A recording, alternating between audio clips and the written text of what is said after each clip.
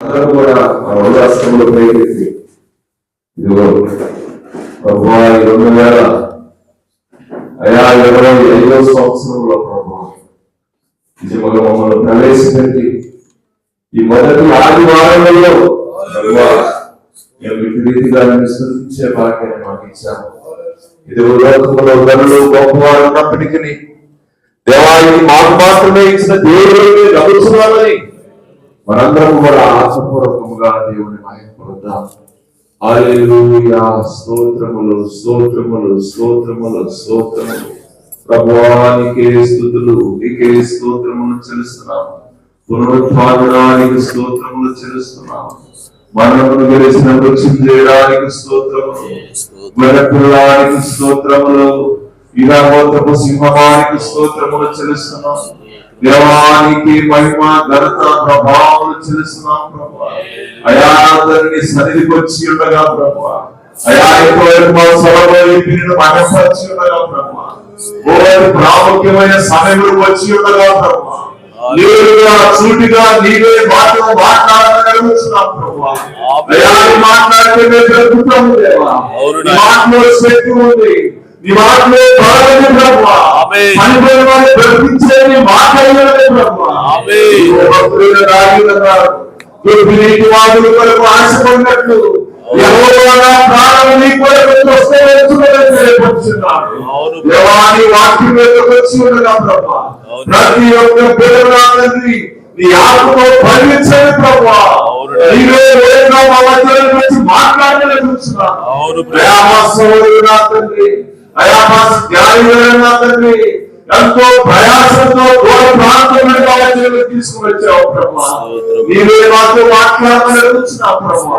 హల్లెలూయా హల్లెలూయా హల్లెలూయా హల్లెలూయా హల్లెలూయా. స్తోత్రం నాయనా. హల్లెలూయా. నాకై కాచెను యేసురక్తము, సిలువలో నాకై కాచెను యేసురక్తము, సిలువైన నన్ను మార్చెను యేసురక్తము, సిలువైన నన్ను మార్చెను యేసురక్తము, యేసురక్తము,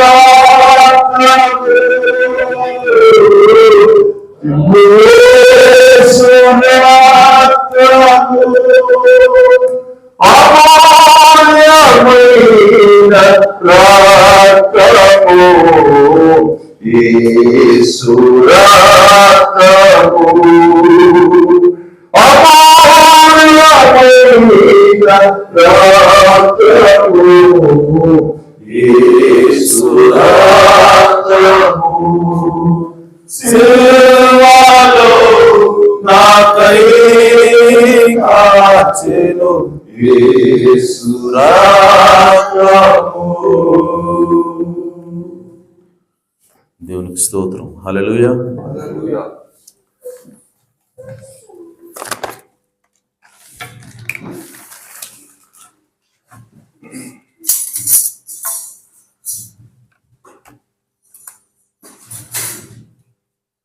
అందరం అలాగే నిలబడి ఉండగా పరిశుద్ధ గ్రంథం నుంచి వాక్యం చదువుకుందాం.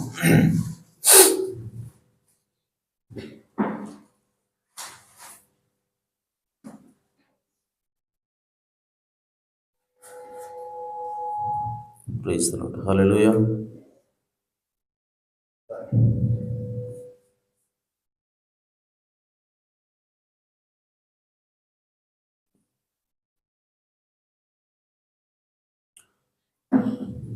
పరిశుద్ధ గ్రంథం నుంచి ప్రకటన గ్రంథం 10వ అధ్యాయము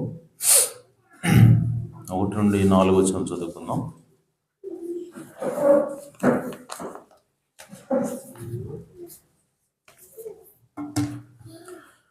బలిష్ఠుడైన వేరొక దూత పరలోకం నుండి దిగి వచ్చుట చూచితిని.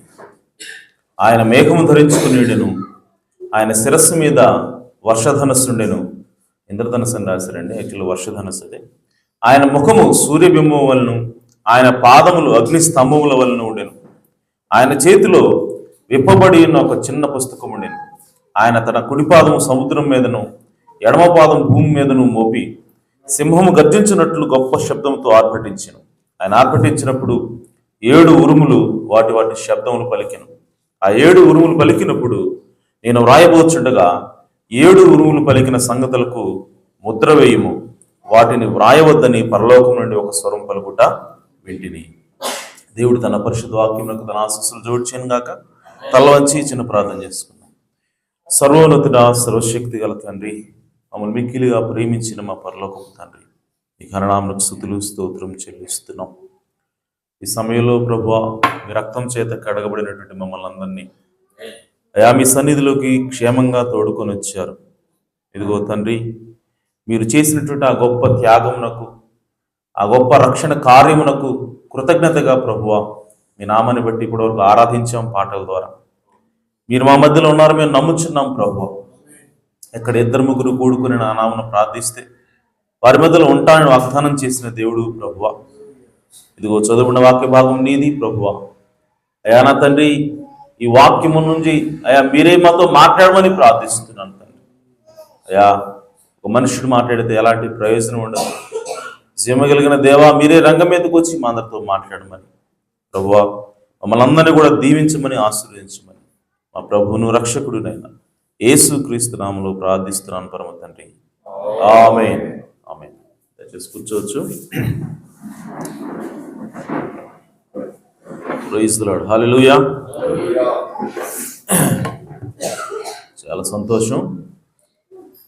మరి ఉదయం గుంటూరులో బయలుదేరాను 6 గంటలకి.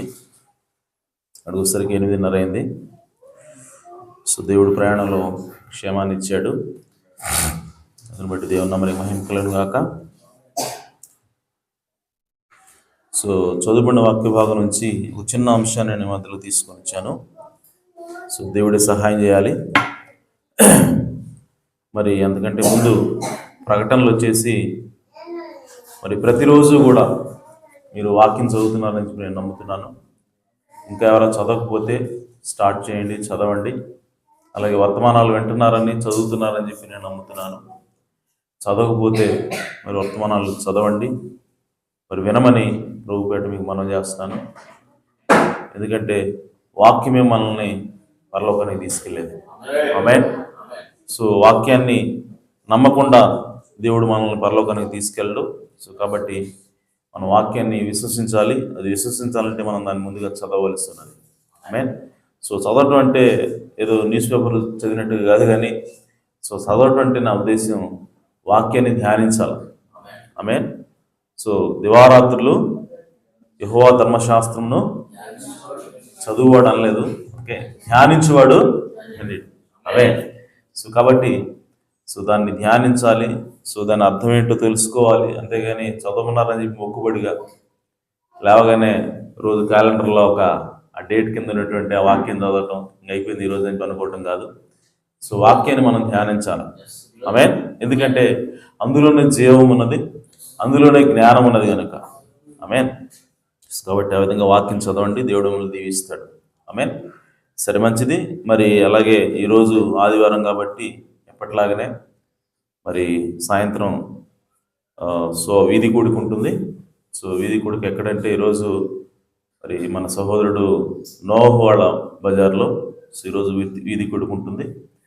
సో కాబట్టి మీరందరూ కూడా దాన్ని గమనించండి.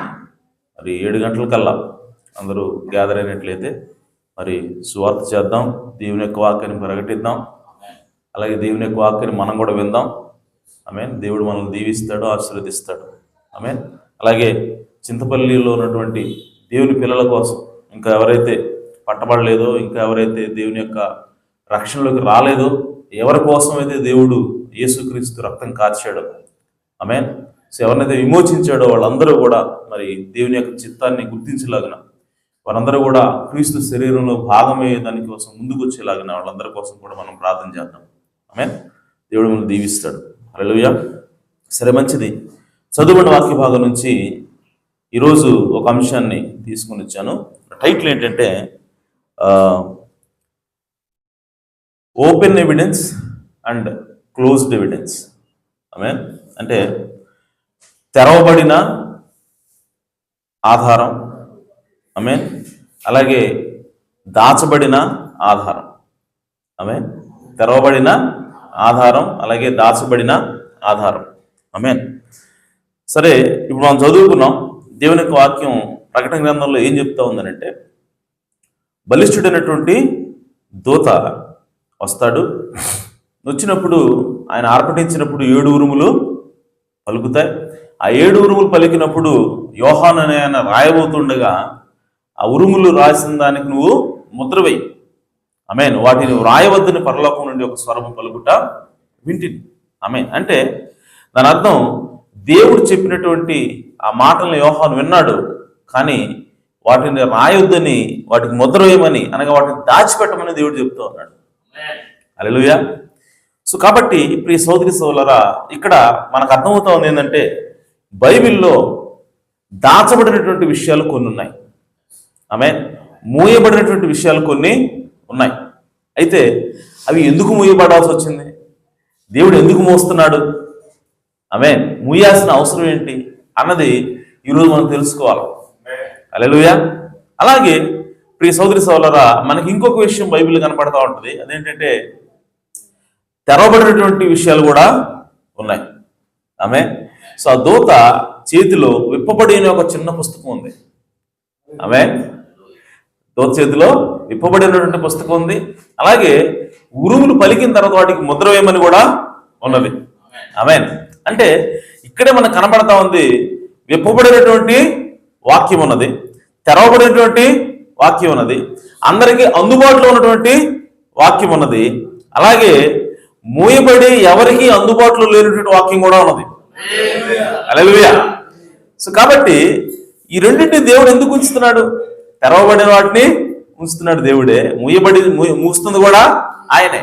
కొన్నిటిని ఓపెన్ చేస్తున్నాడు, కొన్నిటిని మోస్తున్నాడు. అయితే అవి ఎందుకు మూసాడు అనేది ఈరోజు మనం చూడాలి. అయితే ప్రియ సోదరి సోదరులారా, ఇంకొక వాక్య భాగంలో మనకు తెలుసు, అదే రెవల్యూషన్ 10:7. ఒకసారి చదవండి. 10:7.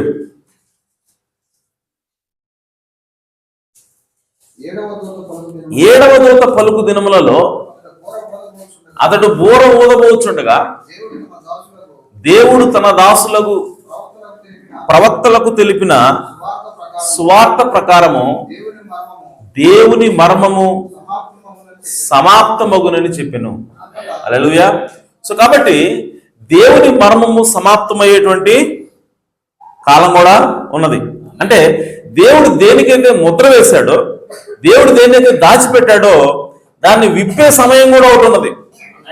హల్లెలూయా. సో దానియేలుకి సేమ్ అదే చెప్తాడు దేవుడు. దానియేలు, నువ్వు రాయవద్దు, చివరి దినాల్లో అవి బయలుపరచబడవలసి ఉంది అని చెబుతున్నాడు ఆయన. హల్లెలూయా. అంటే ఏదైతే దాచబడినటువంటి వాక్యం ఉన్నదో, ఏదైతే ముద్రించబడినటువంటి వాక్యం ఉన్నదో, ప్రియ సోదరి సోదరులారా, ఆ ముద్రించబడిన వాక్యము అది ఈ చివరి దినాల్లో తెరవబడవలసి ఉన్నది. హల్లెలూయా. అయితే ఇక్కడ సమస్య ఏంటంటే, ఆ ముద్రించబడినటువంటి వాక్యాన్ని తెరిచేది ఎవరు? ఈ రోజు నీకు ఆ ముద్రించబడినటువంటి వాక్యము నీకు అర్థం అవ్వాలి అంటే, దాన్ని నువ్వు చూడాలి అంటే, దాని ద్వారా దేవుడు ఏ ఉద్దేశంతో అయితే దాన్ని దాచిపెట్టాడో ఆ ఉద్దేశం నీలో నాలో నెరవేరాలని అంటే, ఇప్పుడు ఆ తెరిచే వ్యక్తిని నువ్వు గుర్తించాలి ఫస్ట్. హల్లెలూయా. సో కాబట్టి ఆ విధంగా ఆ తెరిచే వ్యక్తిని, ఎవరినైతే దేవుడు ఎన్నుకున్నాడో ఒక వ్యక్తిని తెరవడానికి, ఆ వ్యక్తిని నువ్వు గుర్తించకపోతే, అప్పుడు నువ్వు అది తెరవబడినా సరే, దేవుడు వచ్చి ఆ వ్యక్తి చేత నీకు తెరిచేది చూపించినా సరే, నీవేమంటావంటే ఇది దేవుడు తెరిచింది కాదు అని చెప్పి దేవుడు నీకు చెప్పాలనుకున్న విషయాలను నువ్వు దాటి వెళ్ళిపోతావు పక్కకి. కాబట్టి ఆ మూయబడినటువంటి, ఆ దాచబడినటువంటి వాక్యం ద్వారా దేవుడు నీకు ఏదైతే ప్రయోజనాన్ని చేకూర్చాలనుకుంటున్నాడో, నీ జీవితంలో ఏదైతే దేవుడు నెరవేర్చాలనుకుంటున్నాడో దాన్ని నువ్వు తప్పిపోయే ప్రమాదం ఉన్నది. హల్లెలూయా. అయితే ప్రియ సోదరి సోదరులారా, మనకందరికీ తెలుసు, మనం ఏం చెప్తున్నామనంటే, ఈ దాచబడినటువంటి వాక్యాన్ని తెరిచేది ఎవర్రా అని అంటే ఈ ప్రకటన 10లో ఉన్నటువంటి 10:7లో ఉన్నటువంటి ఆమేన్ 7వ దూత దాన్ని విప్పుతాడని బైబిల్లో ఉంది కాబట్టి ఆమేన్. మన సొంత అనువాదం కాదు, ఇది మన సొంత వివరణ కాదు, బైబిల్లోనే ఉంది. 7వ దూత పలుకు దినముల్లో సమాప్తమవుతుంది, మర్మం అనేది సమాప్తమవుతుందని. ఆమేన్. సో కాబట్టి ఉన్నది కాబట్టి దాన్ని తెరిచేది ఎవరు అని అంటే 7వ దూత అని చెప్తున్నాం. హల్లెలూయా. అయితే ఇప్పుడు ఆ 7వ దూత ఎవరు అని చెప్పానంటే, ఇప్పుడు ఆ 7వ దూత ఎప్పుడు ఉండాలి, ఎక్కడ ఉండాలి, ఏ కాలంలో ఉండాలి అని చెప్పంటే మనం చరిత్ర అంతా తిరగేసి ఆమేన్. సో సంఘకాలాలు ఏదైతే యేసుక్రీస్తు ఈ భూమి మీదకి వచ్చి చనిపోయి తిరిగి ఆరోహణం వెళ్ళిపోయిన తర్వాత సంఘం అనేది స్టార్ట్ అయింది. ఆ యెరూషలేములో 120 మందితోటి సంఘం అనేది ప్రారంభమైంది. ఆ తర్వాత సంఘం యొక్క వృద్ధి జరుగుతూ ఉంది. సంఘంకి ఒక చరిత్ర అనేది ఉన్నది. ఆమేన్. అంటే ఆ 120 మంది ద్వారా ప్రారంభించబడినటువంటి దేవుడు ప్రారంభించినటువంటి ఆ 120 మంది సంఘము ఆమేన్, అది ఏ విధంగా వృద్ధి చెందింది, అది ఏ విధంగా విస్తరించింది. ఈరోజు ఆ 120 మంది ద్వారా ఏదైతే వాక్యం వచ్చిందో, లేదంటే ఆ 120 మందిలో ఉన్నటువంటి 12 మంది అపోస్తుల ద్వారా ఏదైతే వాక్యం వచ్చిందో అదే వాక్యము ఈరోజు ప్రపంచం అంతటికి వెళ్ళింది. ఆమేన్. సో అది ఎప్పుడు జరిగింది? 12 మందికి ఎప్పుడు వాక్యాన్ని దేవుడు ఇచ్చాడంటే 2000 సంవత్సరాల క్రితం దేవుడు ఇచ్చాడు. ఆమేన్. సో ఆ వాక్యమే ఇప్పుడు ప్రపంచం అంతటికి కూడా వెళ్ళింది. ఇప్పుడు 2000 సంవత్సరాల పైనే గడిచింది. అంటే దాని అర్థం ఏంటి? ఆది అపోస్తలులు ఇచ్చినటువంటి ఏదైతే వాక్యం ఉన్నదో, ఏదైతే ఈ బైబిల్ ఉన్నదో, ఆ బైబిలే ఇప్పుడు 2000 సంవత్సరాలుగా సంఘాలకు అది సంక్రమిస్తూ, సంఘం దాన్ని చదువుకుంటూ, దేవుని యొక్క చిత్తాన్ని తెలుసుకుంటూ సంఘం ఏం చేస్తా ఉందంటే దేవునికి దగ్గరగా జీవిస్తా ఉంది. దేవుని చిత్తాన్ని నెరవేర్చాలని సంఘము ప్రయత్నం చేస్తా ఉంది. ఆమేన్. అయితే ఇదంతా కూడా చరిత్ర. ఓకే. సో చరిత్ర రాయబడింది. ఓకే. సో ఈ చరిత్రని ప్రవక్త వచ్చి 7 సంఘకాలాలుగా విభజించాడు. అది కూడా బైబిల్ని బట్టే. ఆమేన్. సో బైబిల్ ఏమి రాయబడిందంటే, మొదటి సంఘ దూతకి ఈ విధంగా రాయము, ఎఫెసులో ఉన్నటువంటి సంఘ దూతకి ఈ విధంగా రాయము, సో స్వర్ణంలో ఉన్న దూతకి ఈ విధంగా రాయము, తుయతైర సంఘంలో ఉన్నటువంటి దూతకి ఈ విధంగా రాయము అని చెప్పి ఏదైతే దేవుని యొక్క వాక్యంలో ఆ సంఘాల గురించి రాయబడిందో దాన్నే ప్రవక్త తీసుకుని ఆయన దాని యొక్క చరిత్రకి దాన్ని అనుసంధానం చేసి ఆమేన్. సో ఎఫెసు సంఘ కాలానికి దేవుడు రాయబడినటువంటి బైబిల్ లేఖనాలు తీసుకుని ఆమేన్. సో ఆ మొదటి సంఘ కాలంలో అనగా మొదటి కొన్ని వందల సంవత్సరాల చరిత్ర ఏదైతే ఉందో దేవుని యొక్క సంఘానికి, అది ఏ విధంగా అభివృద్ధి చెందింది, ఏ విధంగా విస్తరించింది, వీటన్నిటిని కూడా ఆయన ఏం చేశాడంటే మ్యాప్ చేసి తెలుసుకోవచ్చు. బైబిల్లో ఉన్నటువంటి లేఖనాన్ని తీసుకుని వచ్చి చరిత్రకు ఆయన మ్యాప్ చేశాడు. దానికి సూట్ చేసినప్పుడు అది ఖచ్చితంగా సరిపోతా ఉంది. హల్లెలూయా. అంటే బైబిల్ ప్రకటన గ్రంథంలో రాయబడినటువంటి ఈ 7 సంఘకాలాల వివరణ ఏదైతే ఉందో అది కేవలం సంఘాల గురించి దేవుడు మాట్లాడలేదు కానీ ఆమేన్. సో ఈ 2000 సంవత్సరాలుగా సంఘం ఏ విధంగా అభివృద్ధి చెందిందో దానికి సంబంధించిన చరిత్ర గురించి దేవుడు మాట్లాడుతూ ఉన్నాడు. ఆ సంఘానికి ఏం జరిగింది, ఆ సంఘాన్ని ఏ విధంగా హింసించారు, ఆ సంఘం దగ్గర నుంచి వాక్యం తీసుకోవడానికి, వాక్యం నుంచి ఆ సంఘాన్ని దూరం చేయడానికి ఎటువంటి ప్రయత్నాలు జరిగాయి అన్న దాన్ని చరిత్ర రికార్డ్ చేసింది. ఇప్పుడు ఆ చరిత్రతోటి మన ప్రవక్త ఏం చేశాడంటే బైబిల్ని మ్యాప్ చేశాడు. హల్లెలూయా. సో బైబిల్ని ఆ విధంగా అనుసంధానం చేసినప్పుడు ఖచ్చితంగా సరిపోతా ఉంది.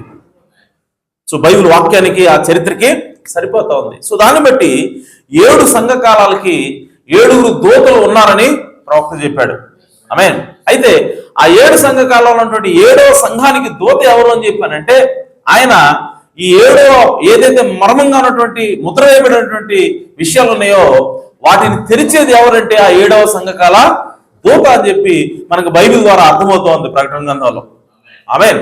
అయితే ప్రియ సోదరి సోదరా, ఇప్పుడు మనం ఏమంటున్నామంటే ఈ 7వ సంఘకాల దూత ఎవరు అంటే ఈయన ఏలియా ఆత్మచేత నడిపింపబడేటువంటి వ్యక్తి అని చెప్పి కూడా మనం చెబుతున్నాం. ఆమేన్. అయితే ఈరోజు ఒక ప్రశ్న వస్తా ఉంది. అదేంటంటే 7వ సంఘకాల దూత ఉన్నాడని, అతడు మర్మాలు విప్పుతాడని బైబిల్లో రాయబడింది, మేము ఒప్పుకుంటాం. ఏ సంఘ శాఖకు సంబంధించిన ఎవరైనా సరే దాన్ని ఒప్పుకోవాల్సిందే. ఆమేన్. ఏ నేను క్రీస్తు నమ్ముతున్నాను, బైబిల్ నమ్ముతున్నాను అని చెప్పేటువంటి ప్రతి ఒక్కరు కూడా దాన్ని ఒప్పుకుంటారు. ఆమేన్. అలాగే మలాకి 4వ అధ్యాయం 5-6 వచనాల్లో ఏమున్నదంటే, చివరి దినాల్లో భయంకరమైనటువంటి దినమున, ఆమేన్. సో భయంకరమైన దినం అంటే ముందుగా నేను ప్రవక్తయగు ఏలియాను మీ వద్దకు పంపుదును. ఆమేన్. ఆయన దేశము శపించబడకుండా, భూమి శపించబడకుండా ఆయన వచ్చి తండ్రుల హృదయాన్ని పిల్లల తట్టును, పిల్లల హృదయాన్ని తండ్రుల తట్టును తిప్పుతాడని చెప్పి రాయబడింది. ఆమేన్. సో ఈ ఏలియా ఎప్పుడు రావాలి అని అంటే భయంకరమైన దినానికి ముందుగా రావాలి, అలాగే మహాదినమునకు ముందుగా కూడా రావాలి. సో ఆ వాక్యాన్ని మరి 2 భాగాలుగా విడదీసి ప్రవక్త చెప్పాడు. ఆమేన్. అక్కడ ఏమున్నదంటే భయంకరమైన మహాదినం అని తెలుగులో రాశారు, కానీ ఇంగ్లీష్లో ఏముందంటే the great and dreadful day అని ఉంది. గ్రేట్ అండ్ డ్రెడ్ఫుల్ డే అంటే గొప్ప దినం ఉంది, అనగా మహాదినం ఉంది, అలాగే భయంకరమైన దినం ఉంది. సో ఈ 2 వేరు వేరు. కానీ తెలుగులో ఎలా రాశారంటే ఏమన్నా రాశారు ఎగ్జాక్ట్ గా భయంకరమైన మహాదినం. ఆమేన్. అంటే ఆ 2 మాటలు కలిపి రాశారు తెలుగులో, కానీ ఇంగ్లీష్ లో అవి 2 విడివిడిగా ఉన్నాయి. గ్రేట్ అండ్ డ్రెడ్ఫుల్ డే అని ఉంది. ఆమేన్. సో కాబట్టి అది మహాదినము, అలాగే భయంకరమైన దినము. సో ఇవి 2 వేరు వేరు దినాలు. ఆమేన్. సో ఈ 2 వేరు వేరు దినాలకి ముందు ప్రవక్త అయినటువంటి ఏలియాని పంపిస్తానని చెప్పి దేవుడు వాగ్దానం చేస్తా ఉన్నాడు. హల్లెలూయా. సో ఆయన వచ్చి ఏం చేస్తాడు అని చెప్పంటే ఆయన 2 పనులు చేస్తా ఉన్నాడు. అదేంటంటే తండ్రుల హృదయాన్ని పిల్లల తట్టును, అలాగే పిల్లల హృదయాన్ని తండ్రుల తట్టు తిప్పాలి. సో ఈ లేఖనాన్ని తీసుకొని ప్రవక్త ఏం చేశాడంటే దాన్ని స్ప్లిట్ చేశాడు 2 భాగాలుగా.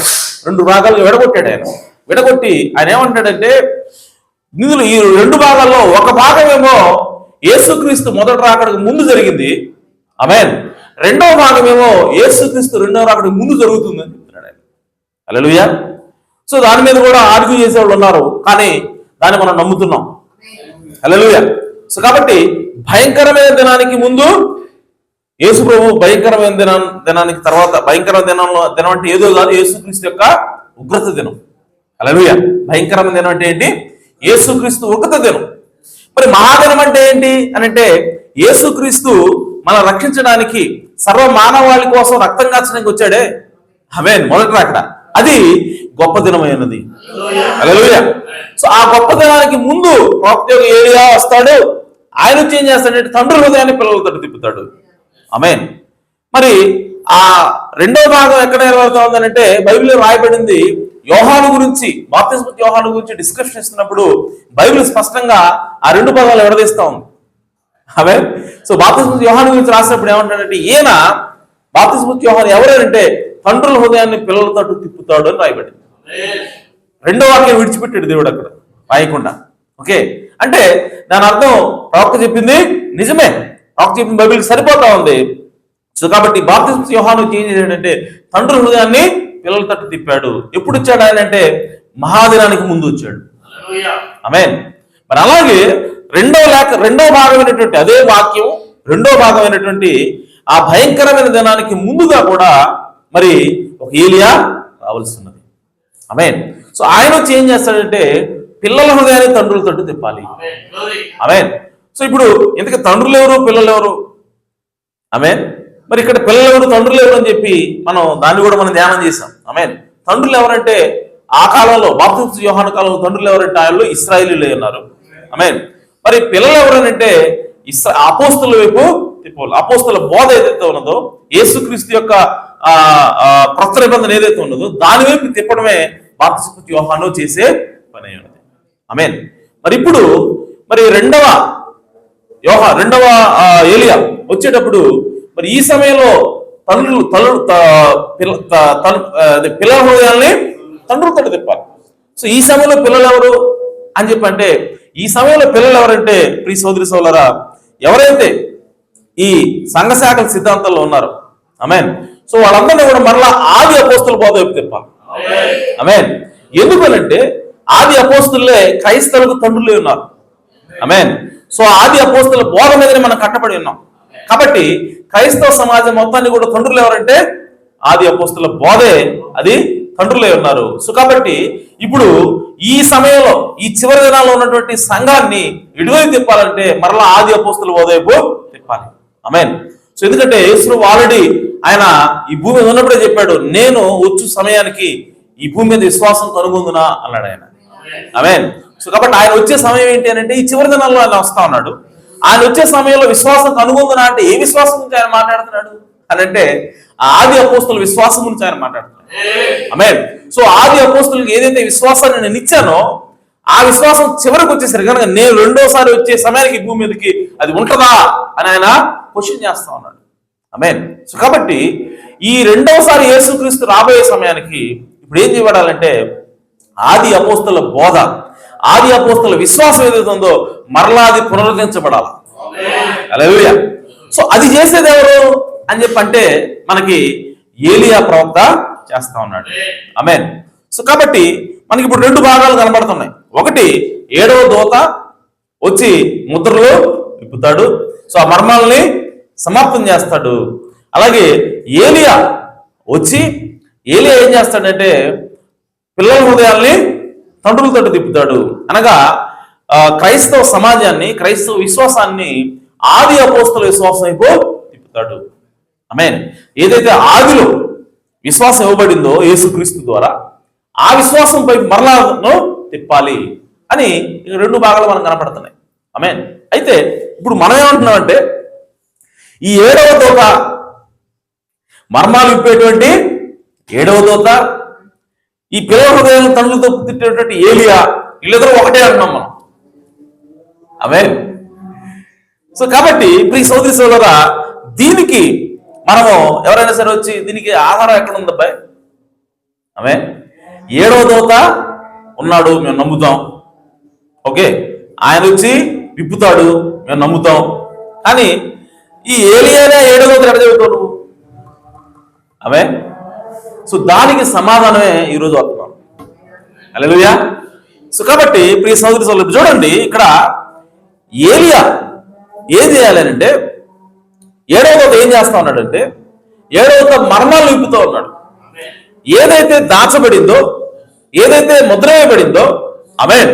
సో ఆ ముద్ర వేయబడినటువంటి వాక్యాన్ని విప్పాల్సినటువంటి బాధ్యత ఎవరిదేనంటే 7వ దూతదేనా. హల్లెలూయా. అలాగే మనం ఏమంటున్నామంటే ఈ 7వ దూత ఎవరో కాదు, ఏలియా ప్రవక్త అయినటువంటి ఏలియా ఆత్మ కలిగినటువంటి వ్యక్తే ఈ 7వ దూత. ఆయన ఎవరో కాదు, విలియం బ్రానమ్ అని చెప్పి మనం అంటున్నాం. హల్లెలూయా. అయితే దీన్ని ఎలా ప్రూవ్ చేయాలి, దీన్ని ఎలా రుజువు చేయాలి? ఆమేన్. ఎందుకనంటే ఏలియా, ఒకవేళ ఏలియా అయితే 7వ దూత ఏలియా అయితే, ఆమేన్. సో 7వ దూత ఏం చేస్తా ఉన్నాడంటే దాయబడినటువంటి మర్మాన్ని ఆయన విప్పుతూ ఉన్నాడు. ఆమేన్. మరి ఏలియా కూడా దాచబడినటువంటి మర్మాన్ని విప్పి ఉండాలి. హల్లెలూయా. దాచబడినటువంటి మర్మాన్ని విప్పి ఉండాలి బైబిల్లో. ఓకే. సో కాబట్టి అప్పుడు అది మనం దాన్ని రుజువు చేస్తాం. Okay, right. ఈరోజు మరి దాచబడినటువంటి మర్మాన్ని విప్పాడా లేదా ఏలియా? హల్లెలూయా. సో అది ఈరోజు మనము చూడబోతా ఉన్నాం. దానికోసం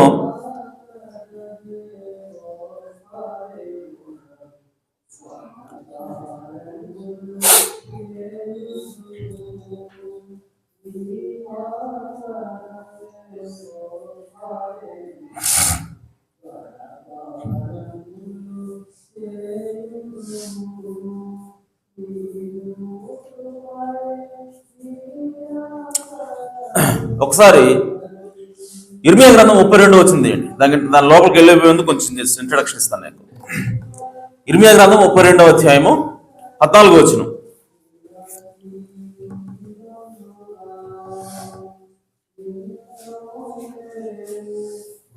ఈ పత్రములను అనగా ముద్రగల ఈ క్రయపత్రమును, ముద్ర లేని క్రయపత్రమును, ఆమేన్, నీవు తీసుకొని అవి బహుదినములు ఉండునట్లు మంటి కుండలో వాటిని దాచిపెట్టుము.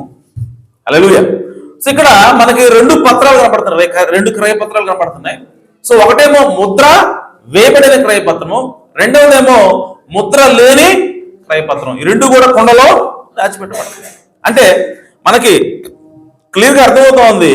దేవుని యొక్క వాక్యం మొదటి నుంచి ఏం చెప్తా ఉందంటే, ఒకటి ఓపెన్, తెరవబడినటువంటి వాక్యం ఒకటి ఉంది. ఆమేన్. మూయబడినటువంటి వాక్యం ఒకటి ఉన్నది. సో దానిలో కూడా దేవుడు అదే చెప్తున్నాడు. ఓకే, సో కొన్ని విషయాలు దేవుడు వివరించాడు ఆయనే.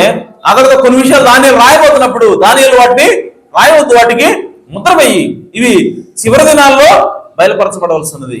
అంటే అర్థం ఏంటంటే దేవుడు కొన్నిటిని ఓపెన్ చేస్తున్నాడు, అందరికీ ఓపెన్ గా, అందరూ చదువుగలిగేలాగా అందరికీ ఓపెన్ చేసి పెడతా ఉన్నాడు. రెండవది కొందరు ఆయన కొన్ని మూసి పెడతా ఉన్నాడు, కొన్ని దాచిపెట్టి వాటిని చివరి దినాల్లో ఆయన తెరవాలని కోరుకుంటా ఉన్నాడు. ఆమేన్. సో ఎందుకు తెరవాలనుకుంటున్నాడు ఆయన ఆ విధంగా అని చెప్పంటే, ప్రియ సోదరి సోదరులారా, మన విశ్వాసాన్ని పెంపొందించడం కోసం. ఆమేన్. సో అది ఏ విధంగా విశ్వాసం పెంపొందిస్తుందని చెప్పి మనం ఒకసారి చూద్దాం, ముందుకెళ్దాం. ఇప్పుడు జాషువా, యెహోషువ గ్రంథం 4వ అధ్యాయం.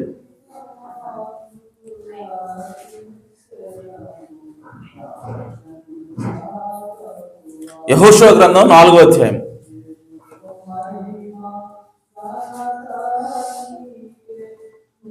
ఒకటి వచ్చిన జనులందరూ యోర్దానును దాటుట తొదముట్టిన తర్వాత, సో ఇక్కడ సిచ్యువేషన్ ఏంటంటే ఇశ్రాయేలు ప్రజలు వాగ్దానంలోకి వెళ్తున్నారు. వాళ్ళకి ఇక యోర్దాను నది మాత్రమే అడ్డుగా ఉంది. సో ఆ యోర్దాను నదిని ఇప్పుడు దేవుడు ఏమన్నాడంటే, మీరు మందసం పట్టుకొని వెళ్ళండి. సో ఆ యాజకులు మందసం పట్టుకొని ఎప్పుడైతే ఆ నీళ్ళని తాకుతారో వాళ్ళ కాళ్ళు, అప్పుడు ఆ యోర్దాను అనేది ఆగిపోద్ది. ఓకే, సో ఆ నీళ్లు ఏకరాశిగా నిలపబడతాయి. అప్పుడు మీరు 6 నెలల మీద దాటిపోతారని చెప్పినప్పుడు యెహోషువ వాళ్ళకి చెప్పినట్టుగానే మందసాన్ని పట్టుకొని ఆ యాజకులు ముందు వెళ్ళి ఆ యోర్దాను నదిలో నిలబడ్డారు. ఓకే, జనులందరూ ఇప్పుడు నిలబడ్డారు. అది ఏకరాశిగా ఆదాము అనే పురం దగ్గర ఏకరాశిగా నీళ్లు నిలబడ్డాయి. సో 6 నెలల మీద ప్రజలందరూ కూడా దాటిపోతున్నారు. ఓకే, ఇప్పుడు జనులందరూ యోర్దానును దాటి తొదముట్టిన తర్వాత, ఆమేన్, యెహోవా యెహోషువతో ఇలాగ సెలవిచ్చాడు. 2వ వచనం, ప్రతి గోత్రమునకు ఒక్కొక్క మనుషుని చొప్పున 12 మనుషులను ఏర్పరిచి యాజకుల కాళ్ళు నిలిచిన స్థలమున యోర్దాను నడుము నుండి 12 రాళ్లను తీసి వాటిని యువతలకు తెచ్చి మీరు ఈ రాత్రి బస చేయు చోట వాటిని నిలబెట్టిన వారికి ఆజ్ఞాపించు. ఆమేన్. కావున యెహోషువ ఇశ్రాయేలీయుల్లో సిద్ధపరిచిన 12 మనుషులను, ఆమేన్. సో 12 మంది కూడా ఆల్రెడీ దేవుడు సిద్ధపరిచిన వాళ్ళు. ఆమేన్. ఆల్రెడీ దేవుడు కొంతమందిని ఎన్నుకున్నాడు. ఈ 12 మంది ర్యాండమ్ గా పిక్ చేయాల. ఓకే, నూరా అని చెప్పి పిలవాల. ఆమేన్. ఆల్రెడీ వాళ్ళ దేవుడు సిద్ధపరిచించాడు. సో సిద్ధపరిచిన 12 మంది మనుషులను, అనగా ప్రతి గోత్రమునకు ఒక్కొక్క మనిషిని పిలిపించి వారితో ఇట్లా, నేను యోర్దాను నడుమునున్న మీ దేవుడైన యెహోవా మందసమును ఎదుట దాటిపోయి ఇశ్రాయేలీయుల గోత్రముల లెక్క చొప్పున ప్రతి వాడును ఒక్కొక్క రాతిని తన భుజం మీద పెట్టుకుని తేవలెను. ఆమేన్. ఇక మీదట మీ కుమారులు ఈ రాళ్ళు ఎందుకని అడుగునప్పుడు మీరు యెహోవా మందసము ఎదుట యోర్దాను నీళ్లు ఏకరాశిగా ఆపబడెను. అది యోర్దాను దాటుచుండగా యోర్దాను నీళ్లు ఆపబడిన కనుక ఈ రాళ్ళు చిరకాలం వరకు ఇశ్రాయేలీయులకు జ్ఞాపకార్థంగా ఉండదని వారితో చెప్పవాలి. హల్లెలూయా. సో కాబట్టి ఇక్కడ దేవుడు ఏం చేస్తా ఉన్నాడంటే, అది మీకు ఆనవాలై ఉండును, అది ఒక గుర్తుగా మీకు ఉంటుంది. ఆమేన్. సో ఇక్కడ దేవుడు ఒక గొప్ప అద్భుత కార్యాన్ని చేశాడు. సో యోర్దాను నదిని ఆయన ఏకరాశిగా నిలిపాడు. సో దానికి గుర్తుగా, ఆమేన్, దానికి సాక్ష్యంగా ఇప్పుడు దేవుడు ఏం చెప్తున్నాడంటే, 12 మందిని ఏర్పాటు చేసుకున్నాడు. ఆ 12 మందిని పిలిపించి ఆ 12 మంది చేత ఆ రాళ్ళను తీసుకుని 12 రాళ్ళను తీసుకుని ఆ ఒడ్డు మీదకు తీసుకెళ్లి పెట్టమన్నాడు. వాటిని క్రమ ప్రకారంగా పేర్చడం జరిగింది. ఇప్పుడు ఆ రాళ్ళు ఏంటివి రాళ్ళు అని చెప్పి ఎవరైనా సరే అడిగితే మీ పిల్లలు, ఆమేన్, సో ఈ రాళ్ళు ఏంటన్న దానికి ఇప్పుడు మీరు ఏం చెప్పాలంటే, యోర్దాను నది నీళ్ళని ఏకరాశిగా దేవుడు నిలిపాడటానికి ఇవి సాక్ష్యము. హల్లెలూయా. ఇవి ఒక గుర్తుగా ఉంటాయని చెప్పి చెప్పాలి. ఆమేన్. అంటే దాని అర్థం ఆ 12 రాళ్ళు ఒక 12 రాళ్ళు కేవలం రాళ్ళు మాత్రమే కాదు, కానీ దాని వెనకాల ఒక మెసేజ్ ఉన్నది. హల్లెలూయా. ఒక వర్తమానం దేవుడు ఇస్తా ఉన్నాడు. ఆమేన్. అయితే ఆ వర్తమానం చెప్పడానికి అక్కడ ఎవరో ఒకళ్ళు ఉండాల. రాళ్ళు వాటంతటిగా వర్తమానం చెప్పవు, దాన్ని ఇంటర్ప్రిట్ చేయాలి. సో దాన్ని ఎక్స్ప్లెయిన్ చేయడానికి ఎవరో ఒకళ్ళు అక్కడ ఉండి దాన్ని ఎక్స్ప్లెయిన్ చేసే విధంగా దేవుడు ఏం చేస్తా ఉన్నాడంటే ఆ రాళ్ళను తీసుకొచ్చి జ్ఞాపకార్థంగా అక్కడ పెట్టాడు. ఇప్పుడు చూడండి, ఈ రాళ్ళు ఎక్కడికి ఉన్నాయి? ఇప్పుడు బయట ఉన్నాయి. ఒడ్డు మీద తీసుకొచ్చి పెట్టబడ్డాయి. ఎక్కడి నుంచి తీసుకొచ్చారు? నది లోపల నుంచి తీసుకుని వచ్చారు. రైట్. ఇప్పుడు అప్పుడు 9వ వచనం, అప్పుడు యెహోషువ నిబంధన మందసమును 3 యాజకుల కాళ్ళు యొర్దాను నడుమ నిలిచిన చోట 12 రాళ్ళు నిలవబెట్టించును, నేటి వరకు అవి అక్కడ ఉన్నవి. అంటే ఒడ్డు మీద 12 రాళ్ళని, అంటే ఎక్కడైతే యాజకులు నిలబడ్డారో ఆ కాళ్ళ దగ్గర నుంచి కొన్ని రాళ్ళు తీసుకుని 12 రాళ్ళు తీసుకుని ఆ 12 రాళ్ళని 12 మంది మోసుకొని పోయి ఆ ఒడ్డున పేర్చిపెట్టారు. ఈ ఒడ్డు దగ్గర పేర్చిపెట్టిన తర్వాత మళ్ళీ ఆ కాళ్ళు ఎక్కడైతే ఆగినాయో ఇశ్రాయేలువి, సో ఆ మధ్యలో ఆ యోర్దానులో వచ్చిన ఆ యోర్దాను యొక్క మధ్యలో ఇప్పుడు ఇంకొక 12 రాళ్ళు అక్కడ పేరుస్తూ ఉన్నారు. అది లోపల. సో ఇక్కడ 2 రాళ్ళు ఉన్నాయి, 2 12 ఉన్నాయి. ఒక 12 ఏమో నది బయట ఉన్నాయి, ఇంకో 12 ఏమో నది లోపల ఉన్నాయి, నది మధ్యలో ఉన్నాయి. అయితే ప్రియ సోదరి సోదరులారా, ఈ నదిలో మధ్యలో పెట్టమని యెహోషువకి దేవుడు చెప్పాడా? దేవుడు ఏం చెప్పాడంటే, నీవు 12 మందిని ఏర్పాటు చేసుకుని ఆ 12 రాళ్ళని నది బయట ఒడ్డు మీద పెట్టమని చెప్పాడు. కానీ యెహోషువ నది లోపల కూడా పెడతా ఉన్నాడు. హల్లెలూయా. అంటే దేవుడు ఎప్పుడైతే యెహోషువతో మాట్లాడుతున్నప్పుడు కేవలం ఆయన మాట వినపడే మాట మాత్రమే కాదు, లోపల ఉన్నటువంటి అంతరార్థం కూడా యెహోషువకు అర్థమైంది. హల్లెలూయా. అంటే దేవుని లోపల ఒక సీక్రెట్ అనేది ఉన్నది. ఆ సీక్రెట్ ని ఇప్పుడు యెహోషువ గమనించి ఆయన ఏం చేస్తున్నాడంటే దాని ప్రకారం కూడా నది మధ్యలో 12 రాళ్ళు ఆయన పెడతా ఉన్నాడు. ఇప్పుడు ప్రియ సోదరి సోదరులారా, ఆ 12 రాళ్ళు ఇప్పుడు వాళ్ళు బయటకు వచ్చేసారు. బయటకు వచ్చిన తర్వాత ఆ నీళ్ళన్నీ కూడా మరలా పారినాయి. ఇప్పుడు ఆ 12 రాళ్ళు ఎక్కడ ఉన్నాయంటే అవి నది మధ్యలో ఉన్నాయి, అవి దాచబడి ఉన్నాయి, అవి ఎవరికి కూడా కనపడవు. మరి కనపడుతున్న రాళ్ళు ఎక్కడరా అంటే అది ఒడ్డు మీద ఉన్నాయి. సో ఈ ఒడ్డు మీద ఉన్నటువంటి రాళ్ళని ప్రియ సోదరి సోదరులారా, ఇప్పుడు ఇవేంట్రా అని చెప్పి ఎవరైనా అడిగితే ఏం చెప్తారంటే, ఈ నది నీళ్ళని దేవుడు ఏకరాశిగా నిలబడడానికి రుజువుగా ఇదిగో ఈ రాళ్ళు ఇక్కడ ఉన్నాయి. అయితే ఇప్పుడు ఆ రాళ్ళు ఎక్కడి నుంచి వచ్చాయి? నదిలో నుంచి వచ్చాయని చెప్పంటే నదిలో ఎక్కడ తీశారా అని చెప్పి అడిగాం. వాళ్ళకి ఆన్సర్ లేదు ఇక. అసలు ఈ నదిలో నుంచే వచ్చిన రుజువు ఏంటి? ఆన్సర్ లేదు. ఇప్పుడు రాళ్ళు పేర్చారు, 12 రాళ్ళు. ఓకే, సంవత్సరం అయిపోయింది, 10 సంవత్సరాలు అయిపోయింది, 20 సంవత్సరాలు అయిపోయింది, 50 సంవత్సరాలు అయింది. ఓకే, యెహోషువ చనిపోయాడు. ఓకే, ఆ 1,20,000 మంది ఎవరైతే అక్కడ బయలుదేరారు వాళ్ళందరూ కూడా చనిపోయారు. నది దాటిన వాళ్ళు ఎవరు లేరు. ఆ టైం ఒకటి వచ్చింది. సో ఆ టైం వచ్చినప్పుడు ప్రియ సోదరి సోదరులారా, ఈ 12 రాళ్ళు నదిలో నుంచి వచ్చాయని రుజువు ఏంట్రా అని చెప్పి అడిగాం. ఆన్సరు లేదు. హల్లెలూయా. ఇంకోటి, ఈ 12 రాళ్ళని ఈ విధంగానే పేర్చాలని రూల్ ఏంటి? ఈ 12 రాళ్ళని ఇట్లా ఒక ఆర్డర్లోనే పేర్చాలి. సో ఈ ఆర్డర్ ఇదే అని చెప్పి రుజువు ఏంటి? దాన్ని ఎవడైనా సరే మార్చొచ్చు. హల్లెలూయా. సో ఈ రాయి ఎక్కడ కాదు ఉండాల్సింది అక్కడ అని చెప్పి మార్చొచ్చు, ఆ రాయి ఎక్కడ ఇక్కడ అని చెప్పి మార్చొచ్చు. శత్రువులు కూడా వచ్చి దాన్ని పడగొట్టి ఇది కాదబ్బా ఇది అని చెప్పి మార్చొచ్చు. ఇది తూర్పు వైపు ఉంటుంది, ఒక యాక్చువల్ తూర్పు వైపు కట్టారనుకో, కాదర పడవ వైపు తిప్పాలని చెప్పి తిప్పొచ్చు. అంటే ప్రియ సోదరి సోదరులారా, ఈ ఓపెన్ ఎవిడెన్స్ ఏదైతే ఉందో, బహిరంగ సాక్ష్యం ఏదైతే ఉందో, అది మనుషుల చేత కలపబడి చెరపడడానికి అవకాశం ఉన్నది. హల్లెలూయా.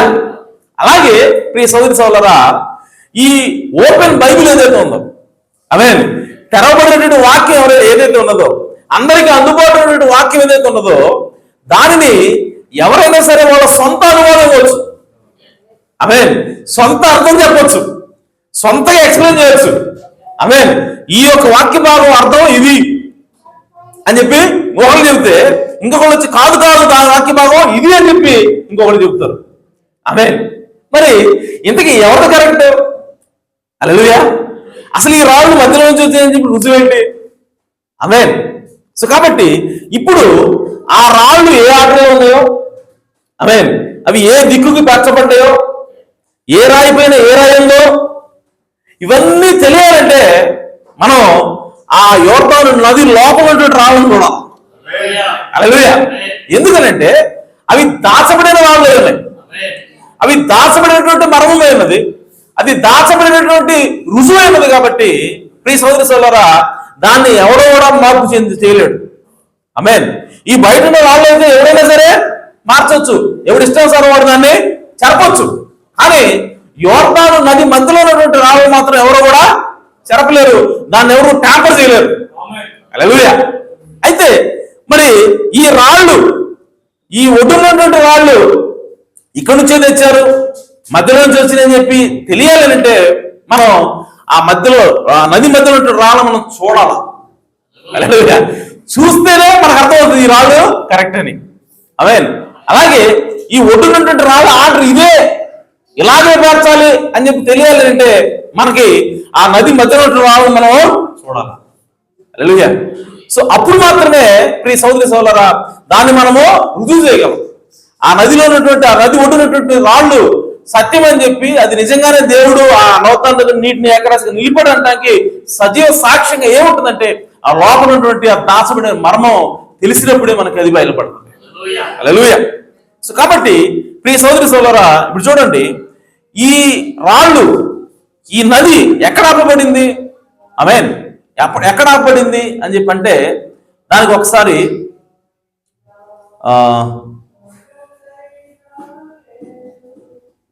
యెహోషువ గ్రంథం 4వ అధ్యాయం ఒకసారి తీయండి.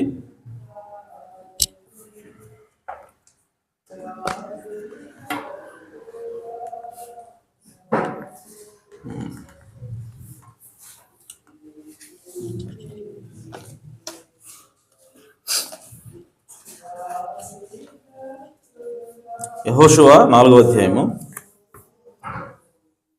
ఎక్కడ దేవుడు ఏకరాశిగా నిలుపుతున్నాడు? అసలు వాళ్ళు ఎక్కడ దాన్ని ఎదురుగా ఉన్నారు అని చెప్పంటే ఈ యోర్దాను నది ఏకరాశి నిలబడటం అసలు ఎక్కడ జరిగింది? ఏ ఊరి దగ్గర జరిగింది? మెయిన్ ఏ పట్టణం దగ్గర జరిగింది? ఒకసారి చూడాలి మనం.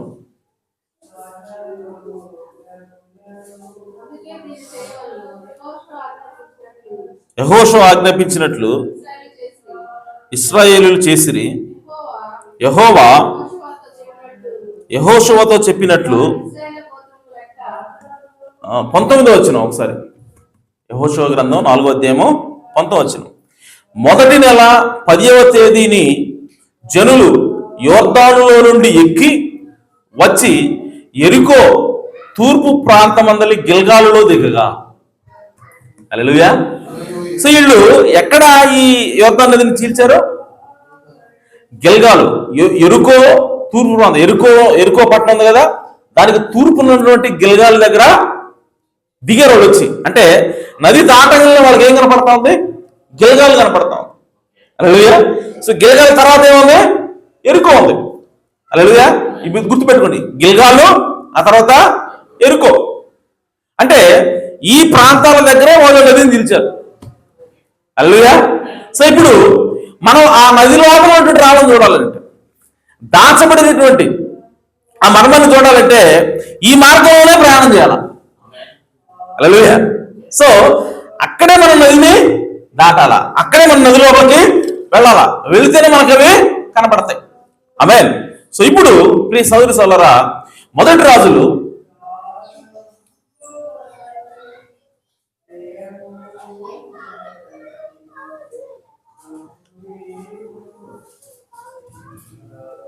18వ అధ్యాయం.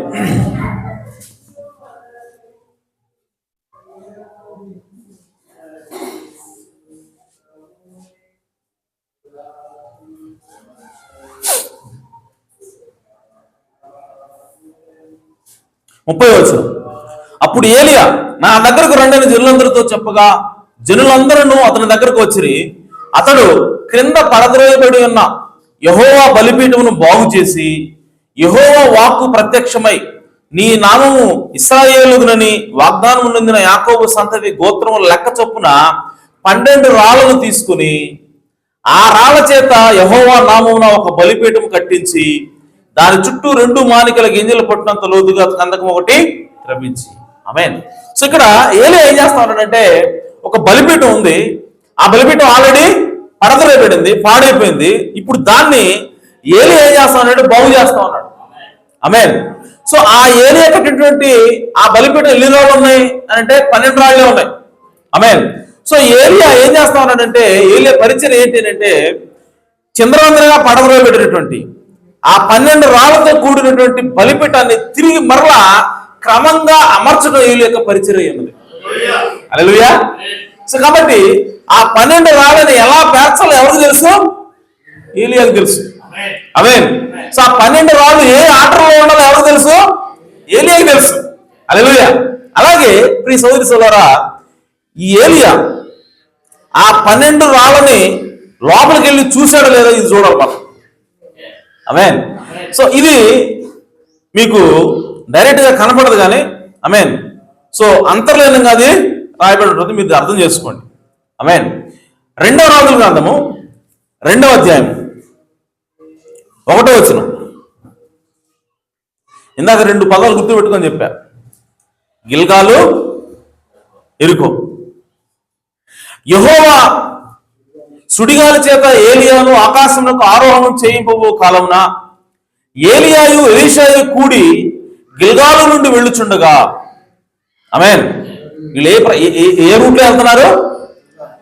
యెహోషువ, ఆమేన్, ఆ యోర్దాను నది నీటిని ఏకరాశిగా నిలిపినటువంటి సమయంలో ఏ రూట్లో అయితే ప్రయాణం చేశాడో, ఆమేన్, అదే రూట్లో ఏలియా కూడా వెళ్తా ఉన్నాడు. ఆమేన్.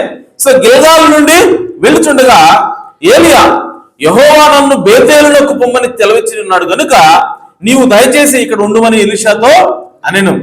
ఎలీషా, యెహోవా జీవముతోడు నీ జీవముతోడు నేను నిన్ను విడునని చెప్పగా వారిద్దరూ బేతేలునకు ప్రయాణము చేసిరి. బేతేలులో ఉన్న ప్రవక్తల శిష్యులు ఎలీషా యొద్దకు వచ్చి, నేడు యెహోవా నీ యొద్ద నుండి నీ గురువును పరమునకు తీసుకుని పోవాలని నువ్వు ఎరుగుదువా అని ఎలీషాను అడుగుగా అతడు, నేను ఎరుగుదును, మీరు ఊరుకునుడని అనెను. పిమ్మట ఏలియా, ఎలీషా, యెహోవా నన్ను ఎరుగోకు పొమ్మని సెలవిస్తున్నాడు గనుక నీవు దయచేసి ఇక్కడ ఉండమని ఎలీషాతో అనగా, ఎక్కడ వెళ్తున్నాడు? మళ్ళీ ఎరుగోకి వెళ్తున్నాడు. ఆమేన్. అనగా ఉండమని ఎలీషాతో అనగా అతడు, యెహోవా జీవముతోడు నీ జీవముతోడు నేను నిన్ను విడువను అనెను. కనుక వారిద్దరూ ఎరుకోకు ప్రయాణము చేసిరి. ఎరుకోలో ఉన్న ప్రవక్తల శిష్యులు ఎలీషా యొద్దకు వచ్చి, నేడు యెహోవా నీ యొద్ద నుండి నీ గురువును పరమునకు తీసుకుని పోవునని నీ ఎరుగుదువా అని ఎలీషాను అడుగుగా అతడు, నేను ఎరుగుదును, మీరు ఊరకుండుడని అనెను. అంతటా ఏలియా, యెహోవా నన్ను యోర్దానులకు పొమ్మని సెలవిచ్చుచున్నాడు గనుక. ఆమేన్. ఇప్పుడు చూడండి, గిల్గాల్ నుంచి బేతేలుకి వెళ్ళాడు, మళ్ళీ బేతేలు నుంచి ఎరుకోకు వచ్చాడు. ఇప్పుడు ఎరుకోకు నుంచి ఎక్కడికి వెళ్తున్నాడు? యోర్దాను నదికి. ఆమేన్. సో యెహోషువ ఏదైతే ప్రయాణం చేశాడు, ఏ మార్గంలో అయితే ప్రయాణం చేశాడో, ఆమేన్, సో అదే మార్గంలో ఇప్పుడు ఏలియా కూడా ప్రయాణం చేస్తున్నాడు. అదే మార్గంలో ఇప్పుడు ఆయన కూడా యోర్దాన్ని అప్రోచ్ అవుతున్నాడు. హల్లెలూయా.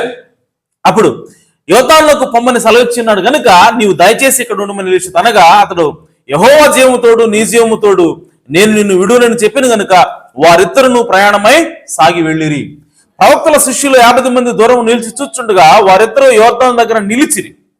అంతటా ఏలియా తన దుప్పటి తీసుకుని మడత పెట్టి నీటి మీద కొట్టగా అది యువతలకును అవతలకును విడిపోయిన గనుక వారిద్దరూ పొడి నేల మీద దాటిపోయిరి. హల్లెలూయా. వారు దాటిపోయిన తరువాత ఏలియా ఎలీషాను చూచి, నేను నీ యొద్ద నుండి తీయబడక మునుపు నీ కొరకు నేనేమీ చేయకూడదు దానిని అడుగుమని చెప్పగా ఎలీషా, నీకు కలిగిన ఆత్మలో 2 పాలు నా మీదకి వచ్చినట్లు దయచేయమని అనెను. ఆమేన్. సో ఇప్పుడు చూడండి, యెహోషువ ఏదైతే మార్గం గుండా వెళ్ళాడో అదే మార్గం గుండా రివర్స్ లో వస్తున్నాడు ఏలియా. ఆమేన్. యెహోషువ ఏం చేశాడు? ఫస్ట్ యోర్దాను దాటాడు. ఆమేన్. యోర్దాను చీల్చాడు, అక్కడ రాళ్ళు పెట్టాడు. ఆ తర్వాత దాటిపోయి ఒట్టు మీద ఇంకో 12 రాళ్ళు పెట్టాడు. ఆమేన్. సో ఆ 12 రాళ్ళ తర్వాత అతను ఎక్కడ దిగాడు? గిల్గాల్లో దిగాడు. ఆ తర్వాత అతను ఎక్కడికి వెళ్ళాడు? ఎరికోకి వెళ్ళాడు. హల్లెలూయా. సో ఇప్పుడు ఈ సోదరు దేవుడు ఏలియా ఎలా వస్తాడు చూడండి. ఫస్ట్ గిల్గాల్కి వచ్చాడు, ఆ తర్వాత బేతెల్కి వెళ్ళి మరలా ఎరుకోకు పోయి ఇప్పుడు మరలా యోర్దాను దగ్గరకు వస్తా ఉన్నాడు. ఆమేన్.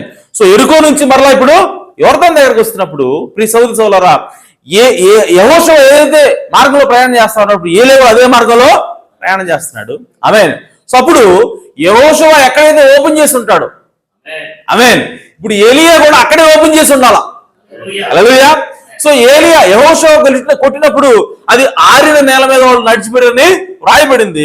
ఇప్పుడు కూడా ఏలియా కొట్టినప్పుడు ఆరిన నేల మీద నడిచిపోయారు. హల్లెలూయా. సో ఇప్పుడు ప్రియ సోదరులు గమనించండి, వాళ్ళు ఓపెన్ చేసినప్పుడు ఆ లోపల ఉన్నటువంటి 12 వాళ్ళు కనపడరా? ఆమేన్.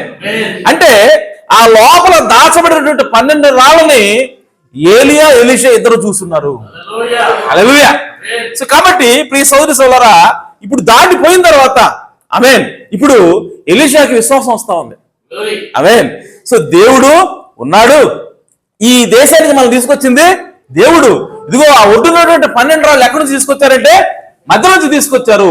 ఎక్కడ రుజువు ఏంటి అని చెప్పారంటే ఇదిగో ఇక్కడ రుజువు కనపడతా ఉందని చెప్పి ఇప్పుడు ఎలీషాకి కూడా విశ్వాసం రెట్టింపైంది. అందుకో అన్నాడు, నువ్వు 200 పాలు నాకు ఇవ్వు. హల్లెలూయా.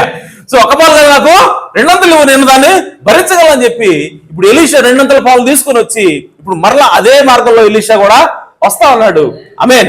సో ఏదైతే ఏలియా విశ్వాసంతో ఏ కార్యం అయితే చేశాడో ఆమేన్, మరలా అదే కార్యాన్ని ఇప్పుడు ఎలీషా కూడా ఆమేన్ అదే విశ్వాసం, రెట్టించిన విశ్వాసంతో ఆయన మరలా నీటిని కొట్టినప్పుడు మరలా అది ఓపెన్ అయిపోయింది. హల్లెలూయా. సో కాబట్టి ఏలియా ఏవైతే కార్యాలు చేసేప్పుడు ఎలీషా కూడా అదే కార్యాలు చేయగలుగుతున్నాడు. దానికి కారణం ఏంటంటే అతడు దాచబడినటువంటి ఆ ఎవిడెన్స్ చూస్తా ఉన్నాడు. దాచబడినటువంటి ఆ ఆధారం ఏదైతే ఉందో, దేవుడు వచ్చాడు ఇక్కడికి, దేవుడు యోర్దాను పాయలు చేశాడు, అది నిజము. ఆమేన్. ఎవరండి నమ్మేది? ఆమేన్. యోర్దాను నది పాయలని చెప్పి నమ్ముతాడా? ఆమేన్. నమ్మకం కుదరదు. ఆమేన్. సో కాబట్టి లోపల ఆ ఎవిడెన్స్ చూశాడు కాబట్టి ఆమేన్, ఇప్పుడు ఎలీషా కూడా విశ్వాసం వచ్చింది. ఆమేన్. సో కాబట్టి ఆయన కూడా ఏలియా దేవుడు ఎక్కడని చెప్పి కొట్టినప్పుడు ఆ విశ్వాసంతో కొట్టినప్పుడు అది కూడా పాయలైపోతా ఉంది. దానికి కారణం ఏంటంటే ఏలియా ముందుగా దాన్ని ఓపెన్ చేశాడు. ఆమేన్. ఎలీషా వధువుకు సాదృశ్యంగా ఉన్నాడు. ఆమేన్. సో ఈ రోజు ప్రియ సోదరి సోదరులారా, దాచబడినటువంటి మర్మాన్ని ఓపెన్ చేసేది ఎవరంటే ఏలియా పరిచర్య ఏమిటి? హల్లెలూయా. సో ఈ రోజు ఎందుకు ఆ ఏలియానే 7వ దూత, ఈ ఏలియానే ఆ 7వ దూత విలియంబరా అని చెప్పి ఎందుకు చెప్తున్నానంటే ప్రియ సోదరి సోదరులారా, దాచబడినటువంటి మర్మాలని చెప్పగలిగేటువంటి పరిచర్య ఏలియా కలిగి ఉన్నాడు కాబట్టి. ఆమేన్. సో ఆ దాచబడినటువంటి రాళ్ళని ఏలియా చూస్తున్నాడు కాబట్టి ఆమె వాటిని ఓపెన్ చేసాడు కాబట్టి ఇప్పుడు ప్రియ సోదరి సోదరులారా, ఏలియా ఏది చెబితే అదే సత్యమైనది. ఆమేన్. సో ఈ 12 రాళ్ళు ఇప్పుడు వచ్చి ఆమేన్, ఈ 12 రాళ్ళు ఎట్ట కాదురా బాయ్, ఓకే ఈ రాయి ఎక్కడ ఉండాలా, అది ఆ రాయి తీసుకొచ్చి అమేం పెట్టు, ఆమేన్, ఈ రాయి తీసుకొచ్చి ఇక్కడ పెట్టు, ఆమేన్ అని చెప్పి ఇప్పుడు ఏలియా చెబితే ఆమేన్, ఇప్పుడు ఏలియా చెప్పిందే కరెక్టే ఉన్నది. హల్లెలూయా. ఎందుకంటే దాచబడినటువంటి లోపల ఉన్నటువంటి మర్మాన్ని చూసింది ఎవరంటే ఏలియా. హల్లెలూయా. సో కాబట్టి ఇప్పుడు బలిపీఠం పడిపోయింది, 12 రాళ్ళతో కట్టబడినటువంటి బలిపీఠం పడిపోయింది, ఈ వాక్యం అంతా కూడా కలిపి చెరపబడింది దేవుని యొక్క సాధన చేత. ఆమేన్. ఇప్పుడు ఆ వాక్యం అంతా కూడా క్రమంగా మరలా తీసుకొచ్చేది ఎవరు అంటే ఏలియానే తీసుకొస్తాడు. హల్లెలూయా. ఎందుకంటే ఏలియానే మర్మాలు ఇప్పుతాడు కాబట్టి, ఆ లోపల దాచబడిన మర్మాన్ని ఏలియా చూశాడు కాబట్టి. ఆమేన్. ఇప్పుడు ఎవరిని నమ్మాలి మనము? నిజంగా ఆ 12 రాళ్ళు ఎలా ఉన్నాయి, ఈ 12 మంది అపోస్తల బోధ ఎలా ఉంది, అసలైనటువంటి బోధ ఏంటి? ఆమేన్. సో ఇవన్నీ కూడా క్రమంగా పేర్చాలి అంటే ప్రియ సోదరి సోదరులారా, ఏలియా అవసరమైనది. ఆమేన్. ఆ ఏలియా ఎవరో కాదు, 7వ దూత ఏలియా ఉన్నాడు. ఆమేన్. అందుకోసమే బైబిల్ రాయబడింది, 7వ దూత పలుకు దినాల్లో సమాప్త మర్మం కూడా సమాప్తం అవుతుందని చెప్పి దేవుని యొక్క వాక్యం తెలియజేస్తా ఉంది. సో కాబట్టి ప్రియ సోదరి సోదరులారా, ఈరోజు వాక్యం ఏంటో తెలుసుకోవాలనుకుంటే ఆమేన్, నిజంగా అపోస్తల బోధ ఏంటో తెలుసుకోవాలంటే ఆమేన్, ఆది అపోస్తల బోధకు నువ్వు తిరగాలంటే, నువ్వు ఎవరి దగ్గర రావాలంటే ఏలియా దగ్గర రావాల్సి ఉన్నది. హల్లెలూయా. సో ఈ వర్తమానాన్ని నమ్మినప్పుడే, ఈ వర్తమానాన్ని నువ్వు గుర్తించినప్పుడే ప్రియ సోదరి సోదరులారా, నీకు అసలైనటువంటి బోధ ఏంటో అర్థమవుతుంది. ఆమేన్. సో అంతేగాని నీకు మామూలుగా మాకు బైబిల్ ఉంది కదండి, ఆమేన్, ఏం చెప్తారు ఇప్పుడు వీళ్ళందరూ? మాకు బైబిల్ ఉంది కదా, ఆ బైబిల్లో ఉన్న విషయాలు ఫాలో అయితే చాలు కదా మీరు రక్షించబడతాం, ఆమేన్, మాకు బైబిల్ అర్థం అవుద్ది అని చెప్పి అంటారు. కానీ ఆ బైబిల్లో ఉన్నది కరెక్ట్ నువ్వు ఎడ చెబుతావు? హల్లెలూయా. సో ఆ బైబిల్లో ఉన్నది నీకు చెప్పబడిందే రుజువు, గ్యారంటీ ఏంటి? నీకు చెప్పబడిందే కరెక్ట్ అని చెప్పడానికి గ్యారంటీ ఏంటి అని చెప్పంటే, ప్రియ సోదరి సోదరులారా, దాచబడినటువంటి మర్మం ఏదైతే ఉన్నదో, ఆ 7వ ముద్ర ఏదైతే ఉన్నదో, 7 ముద్రలు ఏవైతే బయలుపరుస్తా ఉన్నాయో దాచబడినవి, అవి ఈ బైబిల్తో సరిపోవాలి. హల్లెలూయా. సో కాబట్టి అప్పుడే అవి పర్ఫెక్ట్గా ఉన్నట్టు, ఆమేన్. సో 7వ ముద్రలో ఏదైతే 7 ముద్రలో ఏదైతే దాచబడిందో అవన్నీ కూడా ఈ బైబిల్తో మ్యాచ్ అవుతున్నాయి. ప్రవక్త చెప్పింది ఈ బైబిల్తో మ్యాచ్ చేస్తున్నాడు ఆయన. కాబట్టి ప్రవక్త ఏదైతే చెప్పాడో అది కరెక్టే అన్నది, ఆమేన్. సో ఈరోజు బైబిల్ నువ్వు అర్థం చేసుకోవాలంటే, ఓపెన్ తెరవబడినటువంటి ఈ బైబిల్ నువ్వు అర్థం చేసుకోవాలంటే నువ్వు ఖచ్చితంగా ఏలే దగ్గరకు రావాలి. ఎందుకంటే ఏలే దగ్గరే దాచబడినటువంటి మర్మము ఉన్నది, ఆమేన్. సో తెరిచేటువంటి అధికారం ఎవరికి ఇచ్చాడంటే దేవుడు ఒక ఏలియాకి మాత్రమే ఇచ్చాడు. ఈ రోజు కూడా దేవుడు ఒక వ్యక్తిని నేను ఎన్నుకుంటాను, ఆ వ్యక్తి 7వ దూతగా వస్తాడు, ఆ వ్యక్తి ద్వారా ఈ మర్మాలను బయలుపరుస్తానని చెప్పి దేవుడు ప్రకటన గ్రంథంలో రాయించాడు, ఆమేన్. సో ఆ లేఖన యొక్క నెరవేర్పుని మనము గుర్తిస్తున్నాము, ఆమేన్. సో కాబట్టి ఈ రోజు మనకేమొస్తుందనంటే ఎత్తబడే విశ్వాసం వస్తుంది. హల్లెలూయా.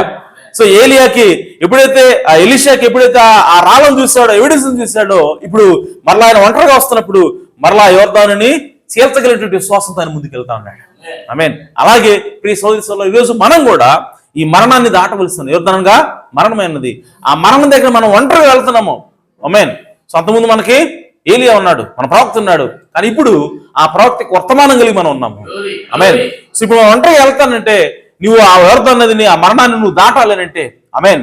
సో మరణాన్ని దాటి, ఆమేన్, నువ్వు ఎత్తబడాలి. హల్లెలూయా. యోర్దాను దాటం అంటే ఏంటి? మరణాన్ని దాటటం. మరణాన్ని నువ్వు రుచి చూడకుండా, ఆమేన్, నీ శరీరం మార్పు చెంది రెప్పపట్ల ఎత్తబడాలి. అంత విశ్వాసం నీకు రావాలంటే ఈ 7వ దూత ఏలియా యొక్క వర్తమానం నీకు తెలిసి ఉండాలా. హల్లెలూయా. అప్పుడు మాత్రమే నీవు ఎత్తబడే విశ్వాసము వస్తుంది. సో కాబట్టి ప్రియ సోదరి సోదరులారా, ఈరోజు ఆ దాచబడినటువంటి ఆ 7 ముద్రల మర్మము నువ్వు తెలుసుకుంటేనే, అది బైబిల్లో రాయబడింది, దాన్ని నువ్వు తెలుసుకుంటేనే ఎత్తబడే విశ్వాసము వస్తుంది. అది తెలుసుకోవాలంటే దేవుడు పంపినటువంటి ప్రవక్తను నువ్వు అంగీకరించాలి, దేవుడు ప్రవక్తను నువ్వు గుర్తించాలి. అప్పుడే నీకు ఆ ఎత్తబడే విశ్వాసం వస్తుందని దేవుని యొక్క వాక్యము తెలియజేస్తా ఉంది. కాబట్టి ఓపెన్ ఎవిడెన్స్ ఉంది, క్లోజ్డ్ ఎవిడెన్స్ ఉంది. సో తెరవబడినటువంటి ఆధారం ఉంది, అలాగే మూయబడినటువంటి ఆధారం ఉన్నది. సో ఈ తెరవబడినటువంటి ఆధారము ఇది కరెక్ట్ గా ఉందా లేదంటే ఇది తప్పుగా ఉందా చెప్పాలంటే ఈ దాచబడినటువంటి ఆధారాన్ని మనం చూడవలసి ఉన్నది, ఆమేన్. దాన్ని చూపించేది ఎవరు అంటే కేవలం ఏలియా ప్రవక్త మాత్రమే చూపించగలరు, ఆమేన్. ఆ పరిచయ దేవుడు ఎవరికి ఇచ్చాడంటే కేవలం ఏలియా ఆత్మ కలిగినటువంటి వ్యక్తికి మాత్రమే ఆయన ఇస్తా ఉన్నాడు. ఆయన 7 ముద్రల్ని ఓపెన్ చేస్తాడు. ఆ 7 ముద్రలు నీకు ఓపెన్ అయితేనే ఈ బైబిల్ మొత్తం నీకు అర్థమవుతుంది. హల్లెలూయా. నువ్వు ఆ 7 ముద్రలు ఓపెన్ కాకుండా, ఆ 7 ముద్రల మర్మం నాకు అవసరం లేదు, అది కేవలం 10వ అధ్యాయం 7వ వచనంలో మాత్రమే ఉన్నది, ఆమేన్. లేదంటే ఆ 7వ ముద్ర తెరవబడినప్పుడు ఏదైతే జరుగుతుందో ఆ లేఖనం ఒక్కటే ఉన్నది, ఆ ఒక్క లేఖనం తప్ప మిగతా అన్ని కూడా నేను అర్థం చేసుకోగలను అని చెప్పి అంటే, ప్రియ సోదరి సోదరులారా, అంత బైబిల్ అంతా అర్థం కావాలంటే ఆ ఒక్క లేఖనం నీకు అర్థం కావాలి, ఆమేన్. ఆ 7వ ముద్ర నీకు తెరవబడాలి. అప్పుడు మాత్రమే మిగిలిన బైబిల్ అంతా కూడా కరెక్ట్గా అర్థమవుతుంది. అర్థం అవుతుంది, ఎట్టబెట్టే అర్థం అవుతుంది, కానీ కరెక్ట్గా అర్థమై నీకు సరైనటువంటి విశ్వాసం రావాలంటే నీకు 7వ ముద్ర ప్రత్యక్షత అవసరమైనది. అలాగే అది నీకు తెలియబడాలంటే ఈ కాలంకి దేవుడు పంపితే ఏలియా ఎవరు నువ్వు గుర్తించవలసి ఉన్నది, ఆమేన్. సో కాబట్టి ఈరోజు ఆ ఏలియా మనము గుర్తించాము. కాబట్టి మనం వెంబడిస్తున్నటువంటి ఈ ప్రవక్త కావచ్చు, మనం వెంబడిస్తున్నటువంటి ఈ వర్తమానం కావచ్చు, ఇది కేవలం మనుషుల చేత వచ్చింది ఎంత మాత్రమో కాదు, ఇది బైబిల్లో రాయబడి ఉన్నటువంటి వర్తమానమైనది, ఆమేన్. ఈ ప్రవక్త ఆయన సొంతగా వచ్చినటువంటి ప్రవక్త కాదు, దేవుని చేత పంపబడినటువంటి ప్రవక్త అయినాడు, ఆమేన్. సో మర్మాలు తెరవబట్టం అనేది అది ఆయన కేవలం సొంతగా ఆయన తీసుకురాలేదు, కానీ దేవుడు ఆయనకి బయలుపరిచాడు. ఎందుకనంటే ఆయన ఏలియా ఆత్మ చేత నింపబడిన ప్రవక్త కాబట్టి, ఆమేన్. సో కాబట్టి ప్రియ సోదరి సోదరులారా, మనకి మర్మాలు అనేవి చాలా అవసరమైనది. ఈ మర్మాలు తెలిసినప్పుడే మనం బైబిల్ సరిగా అర్థం చేసుకుంటాం, అప్పుడే మనకి విశ్వాసం వస్తుంది. దేవుడి మాటలు దీవించిన గాక, మిమ్మల్ని అందరూ కూడా దేవుడి సమృద్ధిగా ఆశ్రయించిన.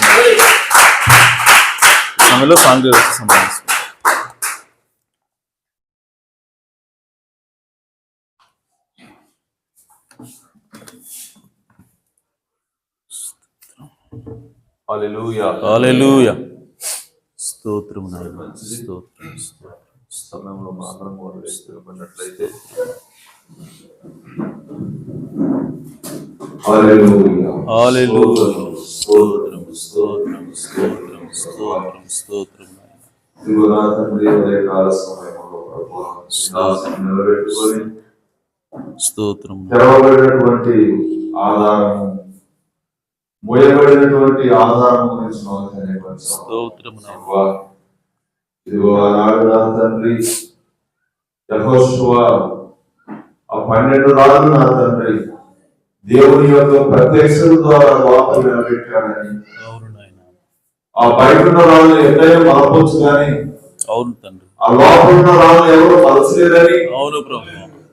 ఎవరి ఇష్టానుసారంగా వారు ఈ గ్రంథాన్ని చూడగలరు కానీ ఇదిగో ఆ లోపల ఉన్నటువంటి ఆ దేవుని యొక్క మర్మాలను, అవును నాయనా. దేవుని యొక్క బయలుపడి ప్రత్యక్షతను అందరూ చూడలేదని అవును ప్రభు. తెలియపరచావు. స్తోత్రం నాయనా. నిజముగా నా తండ్రి, ఏదే నిజమైనటువంటి ప్రవక్తానికి నా తండ్రి, ఆ ఏదే ఆత్మ కలిగినటువంటి ప్రవక్తానికి ఆధారాలు మాకు తెలియపరచావు. అవును ప్రభువా. ఏమిటి ఆధారం అంటే, ఓ నిజముగా నా తండ్రి ఎలీషా నా తండ్రి ఏలియా ఇద్దరు ప్రవేశించినప్పుడు ప్రభువా, ఆ యోర్దానుని చీల్చినప్పుడు ప్రభువా, ఓ నిజముగా ఆధారాలను చూశారని మాకు తెలియపరచావు. అవును ప్రభువా.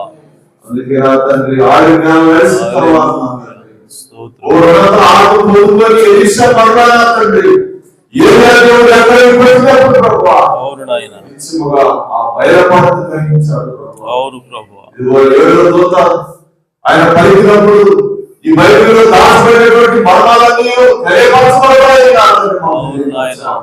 అవును ప్రభు. నిజముగా అవి నా తండ్రి ఒక దినాన్ని మాట్లాడినట్టు ప్రభువా, పరలోక మర్మాలు మీకు తెలియపరిచాడు ప్రభువా. స్తోత్రం నాయనా. ఇచ్చిమని కాల వాక్యం నా తండ్రి నీ బిడ్డపడితే మాకు తెలియపరిచిన దేవాలయం స్తోత్రం నాయనా.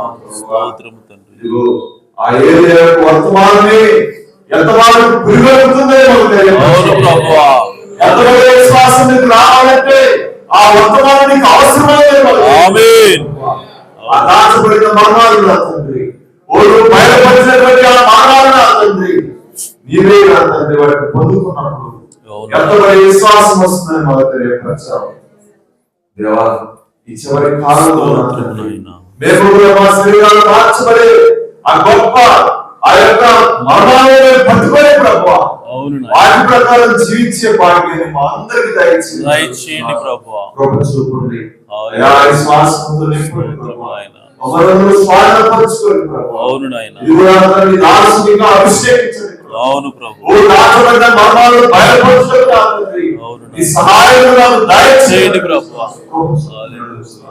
హల్లెలూయా. స్తోత్రములు, స్తోత్రములు, స్తోత్రములు, స్తోత్రములు.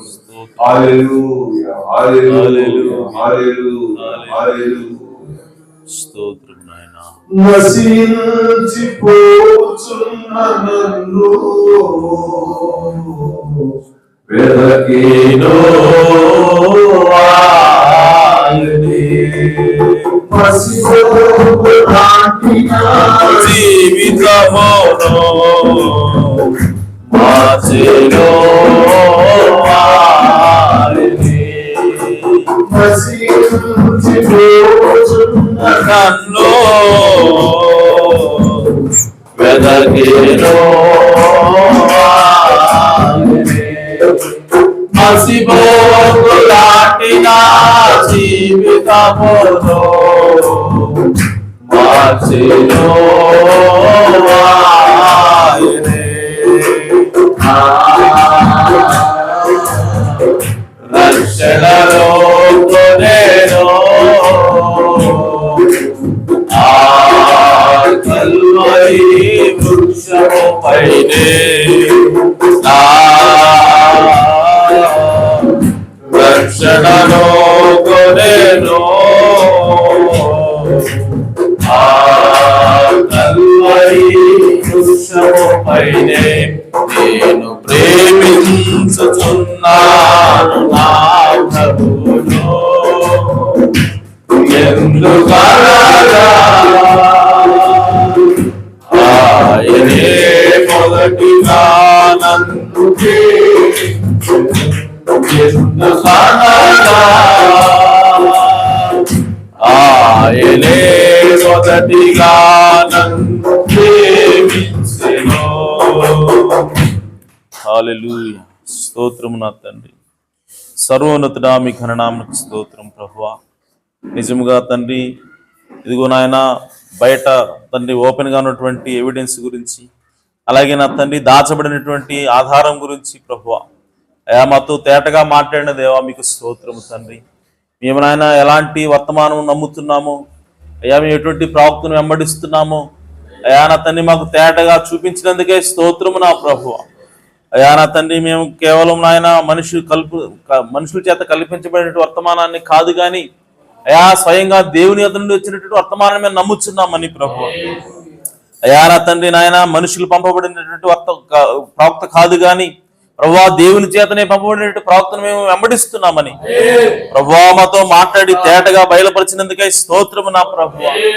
అయా నా తండ్రి, ఇదిగో ప్రభువా ఓ నాయన బయలుపరచబడినటువంటి అయా నా తండ్రి ఆ మర్మాలు తండ్రి బయలుపరచబడినటువంటి వాక్యం మాకు అర్థం కావాలి అని అంటే, అయా నా తండ్రి ఈ బైబిల్ మాకు అర్థం కావాలి అని అంటే ప్రభువా ఆ 7 ముద్దుల ప్రత్యక్షత దాచబడిందని అయా నా తండ్రి ఓపెన్ చేయబడినప్పుడే అయా ఈ బైబిల్ అర్థమవుతుందని మాతో మాట్లాడావు ప్రభువా.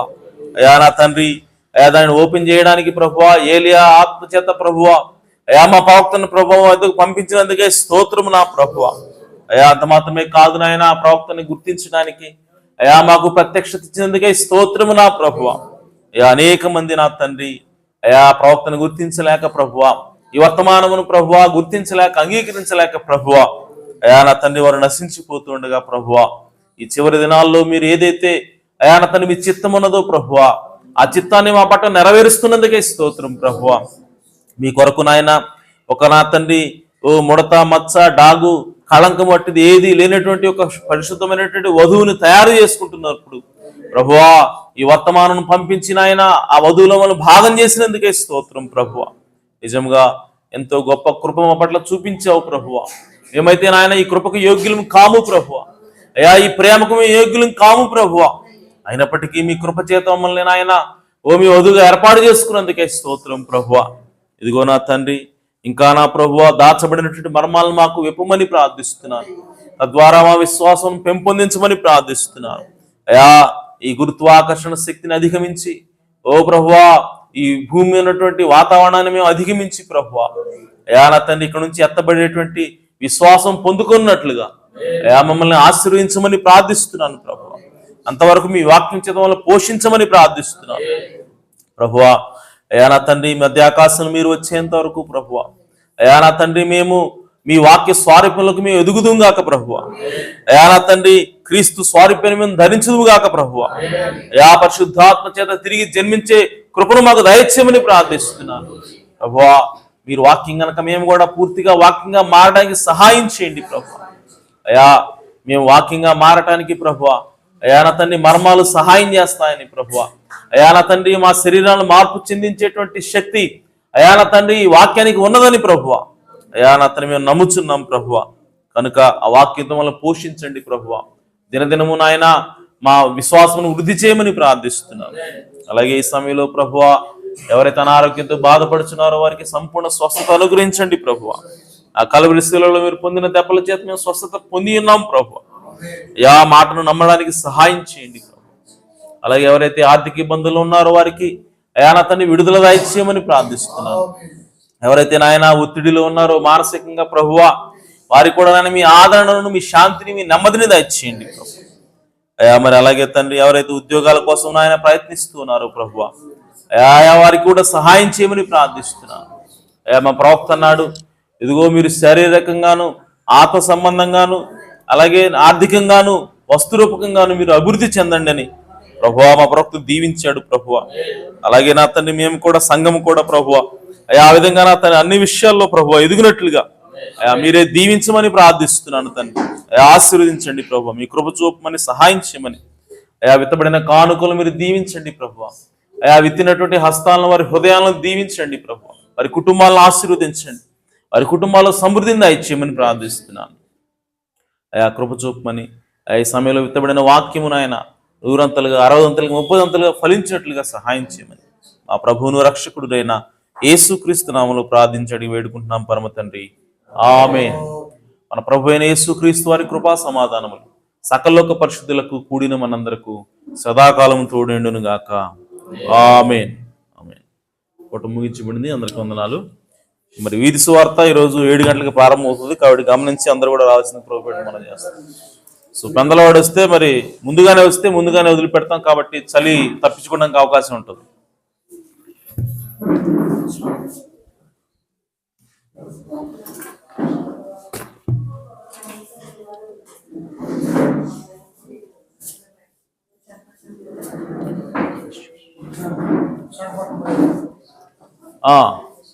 విశాఖపట్నం పోయేవాళ్ళు ఎవరున్నారు?